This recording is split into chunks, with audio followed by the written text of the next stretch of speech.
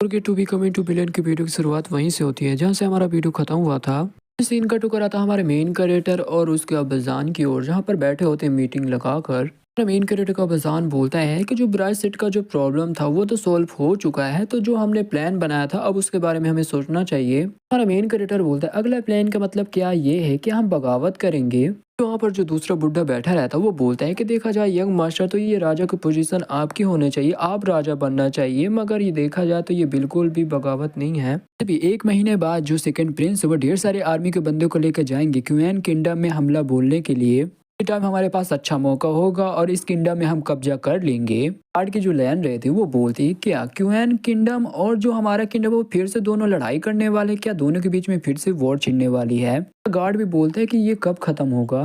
भी हमारा main character बोलता है वैसे भी राजा वाजा बनने में मेरे को कोई भी इंटरेस्ट नहीं है, और वैसे भी जो ब्राइट सेट का जो प्रॉब्लम है वो कम्प्लीटली अभी बिल्कुल भी सॉल्व नहीं हुआ है, और वैसे भी हमें वॉइड स्टोन को ढूंढना है। अभी जो हमारा अंकल रहता है वो भी कंफ्यूज होते हुए बोलता है कि वॉइड स्टोन। रानी बताती है वॉइड स्टोन वो स्टोन है जो कि ब्राइट सेट इसकी मदद से हमारे दुनिया में किसी भी बंदे से कांटेक्ट कर सकते हो, उससे बात कर सकते हैं। ये स्टोन से जो नॉर्मल इंसान है वो भी बिल्कुल भी नहीं बच सकते, और ये स्टोन किसी के हाथ में लग गया तो बहुत बड़ी मुसीबत आ सकती है। जो दूसरा बुढ़ा रहता है वो बोलता है यंग मास्टर मुझे माफ कर दीजिए, मगर ये लड़की है कौन, ये लड़की तो बहुत ज्यादा फेमिलियर मुझे लग रही है। जो महारानी रहती है अपने वो बूढ़े वाले रूप में आती है और बोलती है क्या तुम भूल गए तुम अपनी अम्मी जान को, कि तुम्हारी अम्मी जान कितनी ज्यादा जवान थी। दूसरा बुढ़ा रहता है वो भी एकदम शौक में हो जाता है और बोलता है क्या अम्मी जान ये आप हो। तभी जो भाई और जो लैन रहते वो दोनों अटैक करने के लिए तैयार हो जाते हैं और बोलते हैं ये तो वही बुढ़िया है। जो वुयू रहते वो बोलते कि तुम दोनों शांत हो जाओ, और वैसे भी ये बुढ़िया ने अपने पाप के पश्चाताप इसने कर लिया, और वैसे भी इसने हमें सरेंडर कर दिया अपने आप को हमारे सामने, और ये हमारी अब दोस्त बन चुकी है।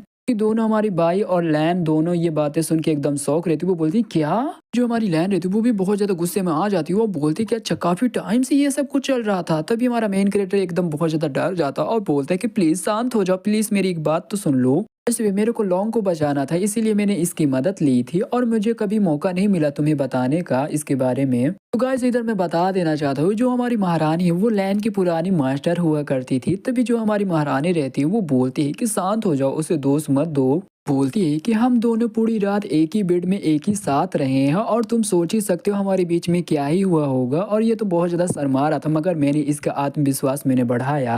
ये जो लैन रहती वो भी हमारे मेन कैरेक्टर का कान पकड़ लेती है और खींचते हुए बोलती है कि तुम दोनों बेड में थे, वो भी एक रात पूरी साथ में। मेरे को लगा नहीं था कि तुम एक बुढ़िया के साथ इतने ज्यादा मजे करोगे।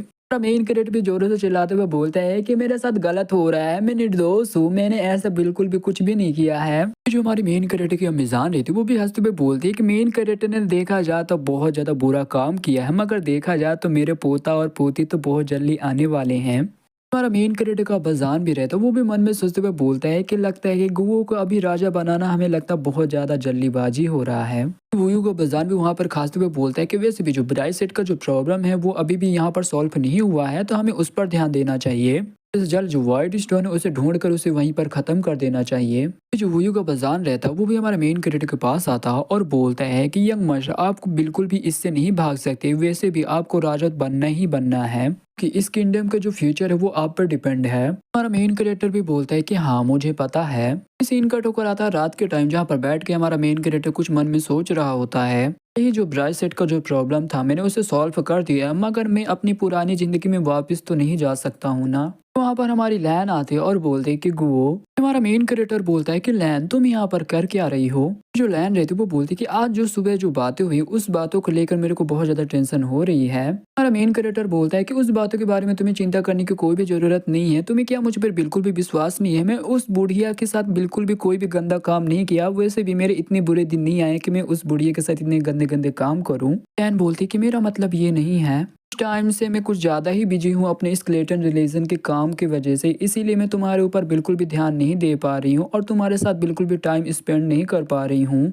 तभी जो लैन रहती है वो भी अपने कपड़े उतारने लगती है और बोलती है जो क्रैक था वो क्रैक का जो प्रॉब्लम था वो तो सॉल्व हो चुका है, तो अब मेरे पास टाइम ही टाइम है, तो मैं ये टाइम तुम्हारे साथ गुजारना चाहती हूँ। हमारी लैन भी हमारे मेन कैरेक्टर के बहुत ज्यादा पास में आ जाता है, तभी हमारा मेन कैरेक्टर भी बहुत ज्यादा शर्मा जाता है और बोलता है कि लैन। हमारा मेन कैरेक्टर भी उसके पास आ जाता है और बोलता है कि तुम्हारी इस हार्ड वर्क के लिए थैंक यू। तभी हमारी जो लैन रहती है वो भी बोलती है कि गुओ। दोनों के बीच में किस हो जाता है, एक दूसरे को किस करने लगते हैं। हमारा मेन कैरेक्टर है तो वो भी लैन को कमर से पकड़ लेता और कस के एकदम एकदम खींच लेता अपने पास। हमारी लैन भी बोलती कि इतने टाइट से मुझे मत पकड़ो, मुझे दर्द हो रहा है। तभी हमारी लैन बोलती है कि मैं ठीक हूँ, वैसे भी इस काम में तो दर्द होने ही वाला है, तो चलो करते हैं। हमारे मेन कैरेक्टर लैन के बीच में घपाघप चालू हो जाता है और दोनों करने लगते हैं। तभी हमारा मेन कैरेक्टर बोलता है कि लैन, मैं तुम्हें इस लाइफ में बिल्कुल भी निराश नहीं करूंगा। तभी हमारी लैन में बोलती है कि गुओ। कट होकर कुछ टाइम बाद की ओर आता है जहाँ पर हमारा मेन कैरेक्टर कर चुका होता है और हमारी जो लैन रहती है वो बोलती है कि ये चोट तो बहुत ज्यादा दर्दनाक रही होगी।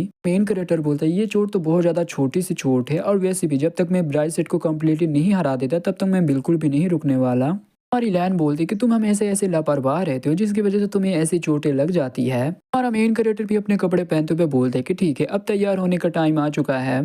तभी जो लैन रहती है वो भी हमारे मेन कैरेक्टर के पीछे से उसका पैंट पकड़ लेती है और बोलती है क्या तुम इतनी बुरी तरह से मुझे छोड़कर यहाँ से जाना चाहते हो। हमारा मेन कैरेक्टर भी बहुत ज्यादा डर जाता है और बोलता है कि नहीं, मुझे बहुत ज्यादा गंदी फीलिंग आ रही है।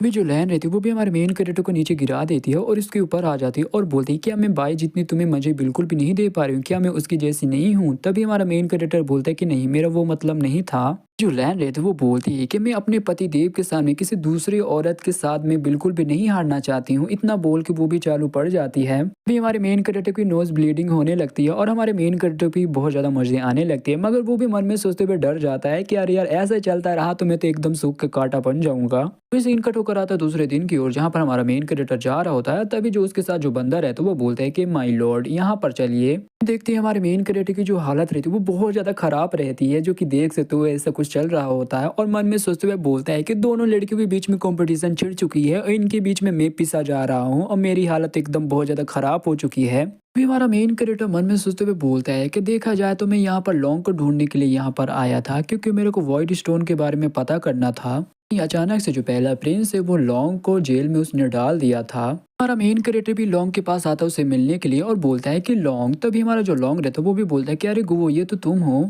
लॉन्ग रहता है वो बोलता है कि गुवो, तुम यहाँ पर कर क्या रहे हो, कहीं सोबो तो।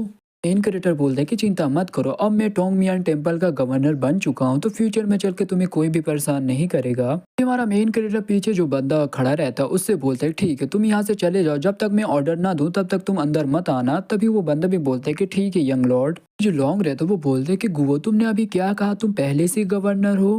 हमारा मेन कैरेक्टर बोलता है जो पुराना राजा है उसकी नज़र अच्छी थी, उसने मेरे को टोंगमियान टेम्पल का गवर्नर बना दिया है। मत करना, 2 दिन बाद एक सेरेमनी होगा, उस सेरेमनी के बाद मैं आऊँगा और तुम्हें यहाँ से छुड़ा कर ले जाऊँगा। लॉन्ग रहता है वो बोलता है कि जो पुराना राजा है, पुराने राजा को पता तुम्हारे आइडेंटिटी के बारे में, मगर अभी तक उसने कोई भी कदम नहीं उठाया। आसान ये दिख रहा है, ये उतना आसान बिल्कुल भी नहीं है, तो तुम्हें केयरफुल रहना पड़ेगा। सीन कट होकर आता है पैलेस की ओर। यहाँ पर एक यूंच आता है और बोलता है कि राजा, हमें खबर मिली है जो सेकंड प्रिंस है वो क्वीन किंगडम से मिले हुए हैं। राजा बोलता है कि मुझे इसी बात का डर था, वो पक्का कोई मेरे खिलाफ साजिश रच रहा होगा। राजा रहता गुस्से से उस लेटर को फाड़ देता और बोलता है कि विश्वासघाती मेरा बेटा, मैं तुझे बिल्कुल भी नहीं छोड़ने वाला। ऐसे सिचुएशन में आओ, हम उन्हें मिटा दे, ये हमारे पास एक अच्छा मौका है। यूंच रहता है वो भी कंफ्यूज हो जाता है और बोलते है कि आपका क्या मतलब राजा। राजा रहता है वो भी एक इविल लुक देते हुए बोलता है कि नया गवर्नर बनना इतना भी ज्यादा आसान नहीं है। इसी के साथ ये वीडियो यहीं पे खत्म होता है, तो वीडियो में नया तो लाइक करना, चैनल में नया सब्सक्राइब करना। मिलते किसी अगली वीडियो के लिए, तब तक के लिए बाय बाय।